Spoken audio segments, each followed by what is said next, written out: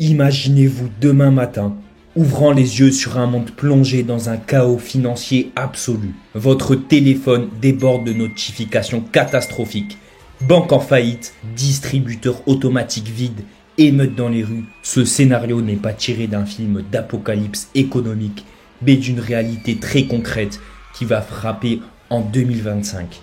Tous les voyants économiques convergent aujourd'hui vers une seule conclusion inquiétante. Une récession mondiale majeure est imminente. Cette fois, ce ne sera pas une simple crise passagère, mais une tempête parfaite alimentée par de nombreuses confluences, comme l'inversion prolongée de la courbe des taux, le retour au pouvoir des républicains aux États-Unis, une fin de cycle de prospérité économique inévitable après des années de croissance artificielle et de stimulation excessive des marchés. Warren Buffett, l'un des plus grands investisseurs mondiaux qui accumule massivement du cash, signale clair qu'il anticipe un choc imminent, l'endettement record des ménages américains plombé par des dettes de cartes de crédit et encore d'autres confluences inévitables. C'est ce qu'on va observer dans cette vidéo et l'on va commencer par l'inversion des courbes de taux obligataires qui signifie que prêter à long terme rapporte plus qu'à court terme, ce qui est une anomalie car prêter à long terme présente en général moins de risques. Avant de commencer cette vidéo, je remercie Bravos Research car je me suis beaucoup aidé de leurs vidéos et on va commencer tout simplement. On avait une inversion de la courbe des taux pendant 793 jours, ce qui était anormalement élevé contrairement aux anciennes récessions. Et on peut voir que pendant la grande récession, la pire récession de l'histoire qui avait eu lieu de 1929 à 1933, cette inversion des courbes de taux n'avait duré que 700 jours. On s'est inversé, c'est-à-dire que souvent la yield curve, quand elle va se retourner, on va avoir une récession quelques mois après. Et on a eu cette inversion. Donc que ce soit pendant la crise 2020 du Covid, en 2008 la crise des subprimes ou la crise de la bulle Internet en 2000, on a toujours eu cette inversion de la courbe des taux. En 2008, l'inversion des courbes de taux avait eu lieu 6 mois avant la grosse récession. En 2000, lors de la crise de la bulle Internet, l'inversion avait eu seulement 2 mois avant. En plus de ça, on a le job market aux US qui montre des signes de résilience, c'est-à-dire que la majorité des gens aux États-Unis ont un travail et quand le chômage est très bas, il ne peut pas être encore plus bas et souvent c'est des signes de récession. Comme on voit avec la yield curve, lorsque la yield curve s'inverse, souvent le chômage a tendance à monter. Vous avez l'inversion, je répète, de la courbe des taux qu'on a déjà vue et souvent le chômage est en train d'augmenter. En ce moment, le chômage n'augmente pas. Parallèlement à ce qu'on a pu observer lors des dernières années, le chômage est encore stable à 4,1. Mais dans les mois qui suivent, suite aux annonces de droits de douane de Trump et en plus, on voit que le PIB est en train de chuter aux États-Unis, la croissance est en train de chuter. Et on peut voir qu'on va juste attendre une augmentation du chômage qui est inévitable et la récession a souvent lieu lorsque le chômage augmente. Souvent, les gens ont moins d'argent, ils doivent payer leurs dettes et il y a beaucoup d'entreprises qui licencient parce que il y a du chômage qui augmente et tout ça, c'est un cercle vicieux. En plus de ça, il y a un indicateur lié à l'US Yield Curve, l'inversion de la courbe des taux, qui montre les probabilités de récession qui n'ont jamais été aussi élevées ces dernières semaines. Surtout dû, on va le voir ensuite dans la vidéo, au fait que Trump veut mettre des droits de douane super élevés. Lorsqu'on est au-dessus des 20%, ça veut dire qu'on est en tight credit condition, ça veut dire que les conditions de crédit sont plus dures. C'est plus cher d'emprunter, tout simplement parce que les taux d'intérêt sont élevés. Qui dit taux d'intérêt élevé, comme on a eu ces 3 dernières années pour faire face à l'inflation, on va avoir moins d'investissement, ça va être plus cher d'emprunter, les ménages vont moins s'emprunter et ça mène souvent à des licenciements. C'est pour ça que la yield curve ne se trompe jamais quand on a des taux d'intérêt hauts. La yield curve descend, vous voyez, et quand on est en dessous des 20% ici, on a plus de facilité de crédit quand on est en dessous des 20%, et dès qu'on passe au-dessus des 20%, on a des facilités de crédit qui sont plus difficiles. Comme on voit sur ce graphique, vous avez en violet les taux d'intérêt de la part de la Federal Reserve, c'est la banque centrale américaine, et lorsqu'on les monte, c'est tout simplement pour freiner l'inflation dans la plupart des cas, sauf que ça freine aussi l'investissement, et quelques mois après, à chaque fois, on a une récession. C'est ce qu'on peut voir. Là, on a les taux élevés, on les baisse parce que l'inflation baisse, mais surtout pour aider l'économie. C'est ce qu'on a à chaque fois. Quand on baisse les taux, souvent quelques mois après, c'est signe d'une récession parce que l'économie se porte mal. Là, on a le signe d'une récession en 2008, juste après. En 2000, c'était pareil. En 2020, c'était pareil, alors qu'on ne pouvait pas savoir qu'il y aurait des confinements et cette maladie en 2020. Donc, vous voyez, on a la chute des taux d'intérêt et ensuite on a la récession. Là, on a commencé à les baisser, sauf que Jérôme Powell, le président de la Federal Reserve, a annoncé qu'il les laisserait élever pendant plus longtemps suite à la politique de Trump dont on reviendra après et qui aura des effets dévastateurs sur l'économie américaine à court terme. Et une récession est pour moi inévitable suite à ça. La récession n'est pas arrivée, pourtant les taux d'intérêt n'ont jamais été aussi hauts, on était plus haut qu'en 2008, vous voyez les taux d'intérêt ont été montés à 5,5, ce qui empêche l'investissement, je le répète, ce qui freine la croissance. On a les chiffres de croissance mercredi prochain du PIB qui sont annoncés plus bas que prévu, donc la récession va commencer, le chômage va aussi augmenter dans les prochains mois, la yield curve qui s'est inversée et qui est revenue à la normale, donc ça c'est toujours signe d'une récession. À chaque fois que des républicains ont été élus, que ce soit Herbert Hoover en 1928, Richard Nixon en 1973 ou Bush en 2008, on a toujours eu des récessions, que ce soit la Grande Dépression, 2008 encore pire, et Trump a été élu en 2025, c'est un républicain. Malheureusement, qu'il ait mis les droits de douane ou pas, pour moi, il y aurait quand même eu une récession. Le Shiller P/E ratio, qui mesure tout simplement la cherté des entreprises pour le faire court, n'a jamais été aussi haut depuis 150 ans, à part lors de la bulle Internet en 2000, bien sûr, qui était l'une des plus grosses crises qui a fait perdre plus de 90% à Amazon et à des boîtes Internet. On n'a jamais eu un P/E ratio aussi gros. Pourquoi? Parce que les entreprises sont surévaluées. C'est pas de chance pour les républicains parce que les récessions ont toujours eu lieu 15 fois pour les républicains et seulement 5 fois sous les démocrates. C'est tout simplement grâce au cycle des marchés et il y a des cycles économiques. Parfois, pendant 10 ans, il va avoir plus de croissance et ça, c'est dû tout simplement à des cycles. Et on peut voir que sous les démocrates, le S&P 500 avait 70% de chances d'être positif alors que sous les républicains, 30%. Vous voyez, il y a une énorme différence. Trump, vous le savez tous, il est républicain, donc c'est une confiance à prendre en plus. Sachant que après, encore une fois, je le répète, on va voir que les droits de douane vont avoir un effet dévastateur. Donc c'est pas de chance pour lui parce que malheureusement, si ça aurait été Kamala Harris, pour moi, la récession aurait quand même eu lieu. Je vous avais fait une vidéo à l'époque. Les cycles de marché, on peut voir qu'ils ont des impacts et la Federal Reserve est indépendante de la Maison Blanche. En ce moment, la Federal Reserve laisse ses taux d'intérêt élevés pour contrer l'inflation. Et vous voyez que sur les cycles de marché, la plupart du temps, on est déjà au top à chaque fois que les républicains sont élus. À part sous Reagan, on a vu sous Reagan des très bonnes heures parce que c'était au début d'un cycle. Et quand on est à la fin d'un cycle, tout en haut, on voit Bush, Hoover, Nixon, Eisenhower, George W. Bush, Trump. On a toujours eu des tops sur les marchés et souvent des récessions. Alors que les démocrates sont souvent élus au début d'un cycle ou à la fin d'un cycle.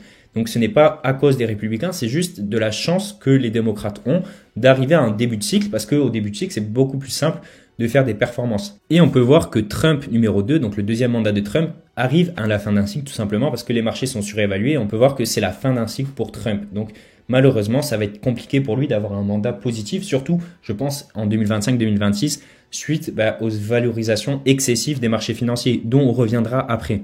La demande d'emploi, on y revient, mais elle n'a jamais été aussi basse. Et à chaque fois qu'elle était aussi basse, on a ensuite eu une récession parce que c'est la fin d'un cycle, je le répète, quand on est au plus bas. Et ensuite, on a du chômage qui augmente, tout simplement la récession. Vous voyez qu'on est au plus bas. Là, on est sorti à 4,1. Donc, c'est quand même très bas. Et dès qu'on atteindra 4,3, 4,4, 4,5% de chômage, ça montera automatiquement et la récession augmentera. De plus, la yield curve s'est inversée, comme on le voit. Donc, c'est tout simplement obligatoire que la récession arrive, ou en tout cas, on peut voir que l'historique nous a montré cela. La récession peut arriver en 2025, 2026, on ne peut pas la timer. Selon moi, elle arrivera en fin 2025. Mais le fait que Trump soit élu, que ces tarifs douaniers soient mis en place, sera un effet dévastateur sur l'économie. Et toutes ces confluences nous montrent que malheureusement, la récession sera sévère. Et dites-moi si vous voulez une vidéo sur comment se protéger, quoi acheter avant la récession, quoi ne pas acheter surtout et comment le S&P 500, le Nasdaq vont évoluer et quand surtout le timer. Donc dites-moi dans les commentaires si ça vous intéresse de savoir sur quoi se positionner, quoi acheter. Revenons sur les droits de douane de Trump. Tout simplement, on a vu que ça va déstabiliser l'économie mondiale. Et la dernière fois qu'on a vu des tarifs aussi élevés, c'était sous Herbert Hoover, juste avant la Grande Dépression de 1929, qui avait duré jusqu'en 1933. On avait eu la pire crise de l'histoire, bien pire que 2008. Et comme par hasard, il avait augmenté les tarifs comme fait Trump. On peut voir que le S&P 500 depuis a bien monté, tout simplement il est bullish à long terme. Donc acheter le S&P 500, bien sûr que c'est bullish à long terme, mais là on est pessimiste sur les marchés. On peut voir cet indice d'incertitude économique mondiale qui a été révélé la semaine dernière, tout simplement parce que on n'a jamais été aussi incertain sur les marchés. C'est pour ça que le S&P 500 a perdu plus que 10%. Je pense qu'il va se reprendre. Allez voir mes autres vidéos, je vous conseille d'aller voir. Je fais 3 vidéos par semaine sur ce qui se passe sur les marchés boursiers et le Bitcoin. Mais vous voyez que l'incertitude est au maximum et la récession pour moi arrivera en fin d'année 2025. Et je vous répète, dites-moi si vous voulez plus de vidéos sur comment la timer et sur quoi se positionner. On a aussi sur Google le financial stress, ça montre tout simplement les gens qui sont stressés dû à une récession. Et on peut voir que c'est au maximum et que ça a été plus grand même que depuis la crise 2008, alors que nous ne sommes pas encore en crise. Herbert Hoover avait signé des tarifs qui étaient bien plus élevés dû à un isolationnisme de sa part, ce qui avait mené, pas que de sa faute, mais à la crise de 1929. Ces tarifs s'appelaient Smooth Early Tariffs et ils étaient 20% plus élevés que les tarifs en général. Il avait augmenté et ça a eu des effets dévastateurs. Je le répète, c'était pas que de sa faute, bien sûr. La crise de 1929, on a eu beaucoup d'injections de liquidités et les marchés étaient surévalués depuis des années.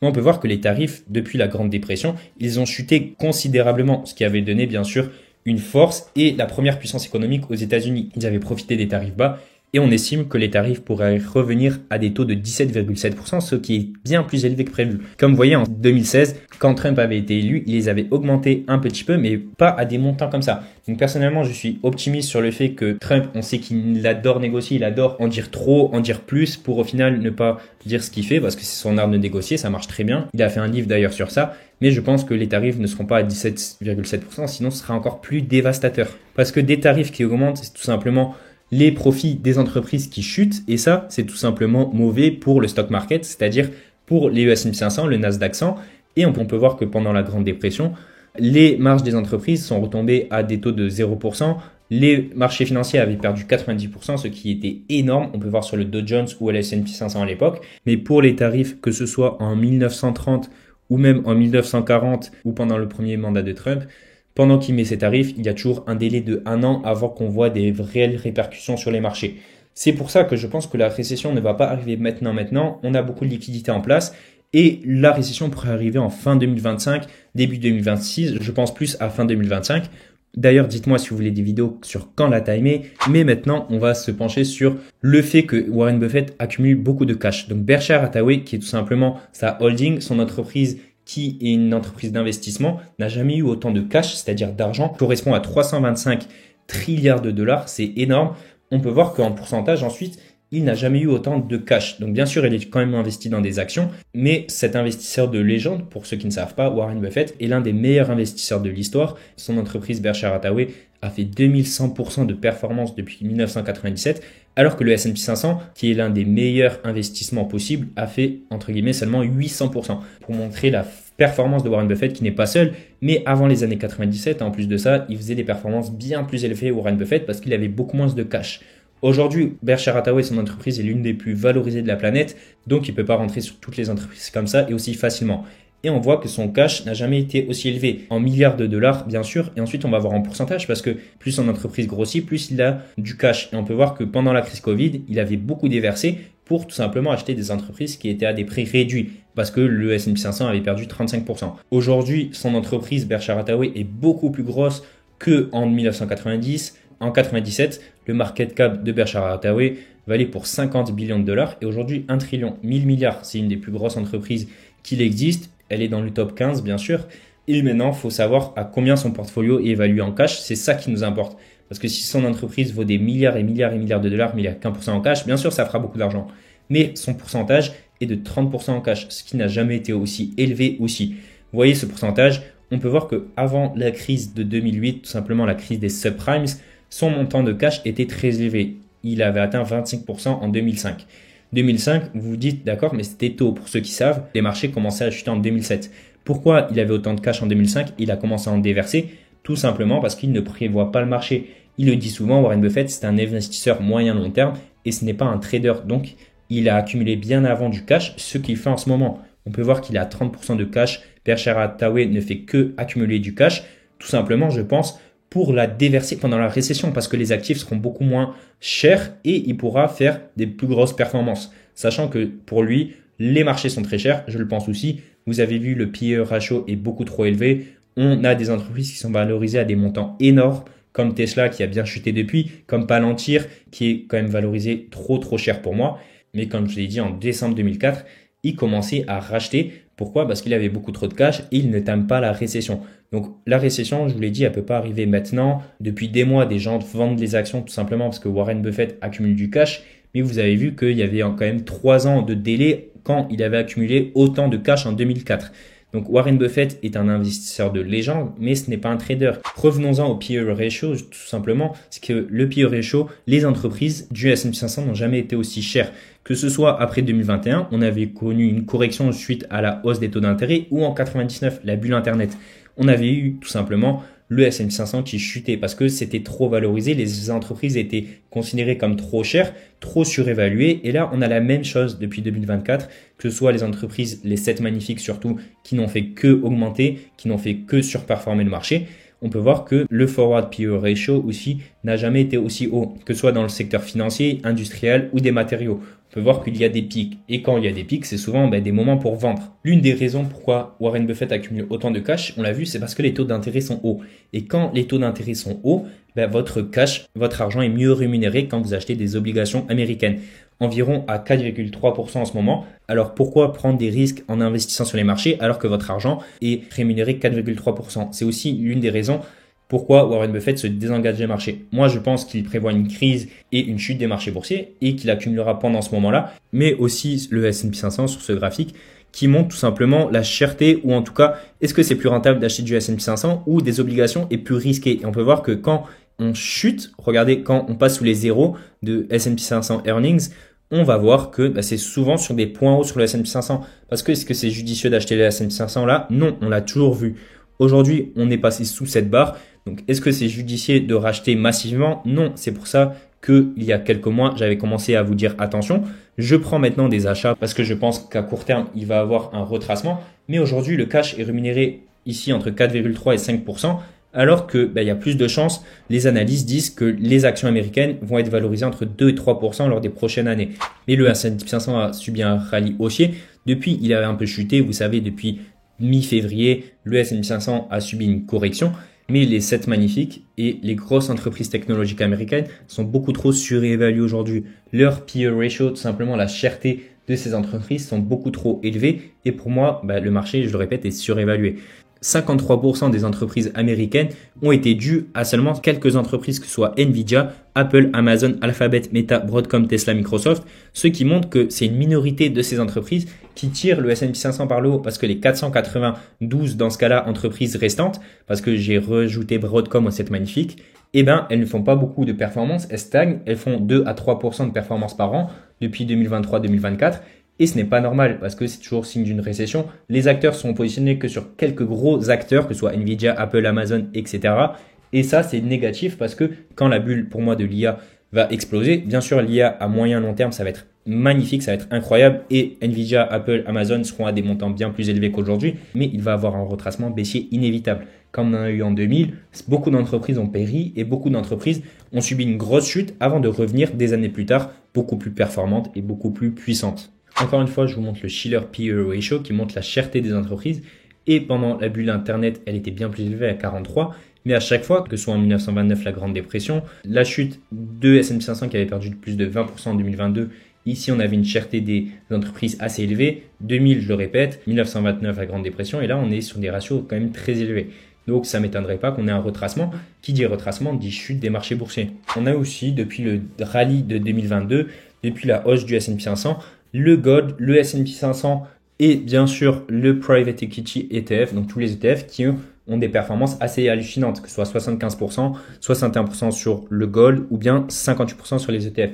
Et ça, pour moi, on est surévalué parce que on ne peut pas continuer à faire des années à 25% de moyenne, que ce soit sur le S&P 500 ou les autres marchés. Mais par contre, le prix moyen des maisons est en train de stagner, que ce soit en France ou même aux États-Unis. Et on peut voir que cette décorrélation a toujours mené à des récessions. On peut observer qu'il y a un delta aujourd'hui entre le S&P 500 et le prix des maisons. Ça a toujours été corrélé. On peut voir que avec le S&P 500, depuis 2022, il augmente drastiquement. Donc, est-ce que le prix des maisons va augmenter ou le S&P 500 chuter? Je pense plus à une première possibilité, vu tout ce qu'on a vu, l'inversion de la courbe des taux, le chômage qui augmente. Mais maintenant, le stocks, l'or et les crypto-monnaies ont fait des très bonnes années. Ça va continuer pour moi cette année. On va avoir une remontée ces mois prochains. Suivez mes analyses si vous souhaitez. Toutes les semaines, je dis ce qui va se passer sur le S&P 500 et tous les marchés boursiers. Mais vous voyez bien une divergence entre les marchés réels, c'est-à-dire de l'immobilier, et le stock market, les marchés boursiers. Cette divergence, on l'a déjà observé, que ce soit en 2000. On avait le stock market, donc le S&P 500 dans ce cas-là, qui augmentait drastiquement. C'était la bulle Internet. Et le marché immobilier qui montait bien sûr, mais beaucoup moins que prévu et on a eu un réajustement tout simplement en 2001. Le marché de l'immobilier, qui est un marché stable, qui ne varie pas trop, continue à augmenter assez lentement et vous voyez qu'il y a une rotation des investisseurs. Pourquoi? Parce que le stock market en 2000 était bien trop élevé. Il y a des rotations qui vont se faire, que ce soit vers les cryptos qui n'existaient pas en 2000 bien sûr, mais qui vont se faire parce que les marchés étaient trop surévalués comme on voit maintenant. Le marché aujourd'hui a pris 110% entre 2009 et 2012 et les prix des maisons stagnaient à ce moment-là. Donc il y avait tout simplement une cherté du S&P 500. On peut voir aujourd'hui qu'il y a une cherté du S&P 500, même s'il a chuté ces derniers jours, on a pris 70% depuis fin 2022. On peut observer qu'en 1999, c'était la même chose. Est-ce qu'on va avoir un rallye haussier du prix des maisons? Je ne pense pas, ce qui voudrait dire plus 50%, sachant qu'il y a des familles aujourd'hui aux États-Unis, on va le voir aussi après avec les cartes de crédit qui n'arrivent pas à subvenir à leurs besoins, donc je ne pense pas. Et je pense qu'on va avoir comme en 2000, vous voyez, on va avoir une chute des marchés boursiers pour retrouver entre guillemets la corrélation avec le prix des maisons. On a ce graphique aussi qui montre l'offre des nouvelles maisons aux États-Unis et à chaque fois, que ce soit en 1970, en 1975, en 80, à chaque fois que vous avez, vous voyez, cette barre grise, c'est les récessions. En 1990, en 2000, un peu moins, mais surtout en 2008 et même en 2020, à chaque fois, avant qu'on ait une récession, il y a eu une offre en plus des maisons. Tout simplement, on avait plus d'offres que de demandes et ça mène à des récessions à chaque fois. On ne l'a pas encore, mais pourtant, vous voyez, l'offre de maison est assez élevée. On a eu ce boom entre la fin du Covid-19 et tout simplement juillet 2022. On a eu un gros boom de l'offre des maisons aux États-Unis et vous voyez que c'est assez élevé. Et à chaque fois que c'est élevé, qu'on a une montée, on a une récession. On a aussi les ménages américains, vous allez voir, qui s'endettent de plus en plus sur les cartes de crédit. Vous voyez, ça montre tout simplement qu'en 2009, on avait atteint 800 billions d'impayés sur les cartes de crédit. On a eu la crise, bien sûr, qui a mené à ça, parce que plus on a d'impayés, plus tout simplement, soit il y a de chômeurs, plus il y a de licenciements, plus il y a de gens qui sont endettés. Donc tout ça, ça mène tout simplement à des récessions. On a eu une chute parce que la récession est arrivée. En 2020, pareil, on commençait à monter sur l'impayé des cartes de crédit. On a eu la chute parce qu'il y avait la récession. Et là, on n'a jamais été aussi haut. Bien sûr, on a injecté tellement d'argent dans l'économie que cette montée est entre guillemets normale parce qu'il y a plus de liquidité, oui, mais on est quand même trop haut et il y aura tout simplement un retracement pendant cette récession. Les Américains, vous voyez que ce soit dans le Connecticut, District of Columbia, Californie, c'est tout simplement des régions des États-Unis comme vous voyez, eh bien, ils sont tous endettés en moyenne, dans ce cas-là, en Californie, de 9 000 $ en moyenne. Chaque personne est endettée de 9 000 $, c'est énorme. Et ça ne montre pas tout simplement l'endettement immobilier qui est normal, qui est un effet de levier pour agrandir sa richesse, pour tout simplement posséder l'immobilier, que ce soit pour soi-même ou pour le louer. Non, ça montre tout simplement de l'endettement pour des crédits à la consommation, des endettements tout simplement pour payer son loyer, pour payer de la nourriture. Et vous voyez que 9 000 $ en moyenne par personne, c'est énorme.